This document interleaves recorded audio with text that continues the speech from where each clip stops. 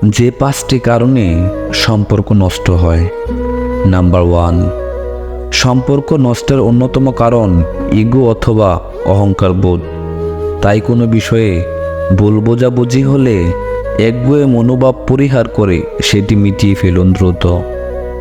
Number 2, সঙ্গীর সব বিষয়ে নাক গলানো ত্যাগ করুন।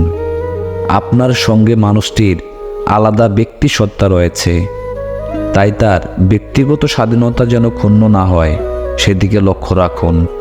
নাম্বার 3, অতীতের ভুল বোঝাবুঝি মনে রাখা সম্পর্কের জন্য ক্ষতিকর, তাই সেটা মনে না রাখাই সম্পর্কের জন্য মঙ্গলজনক।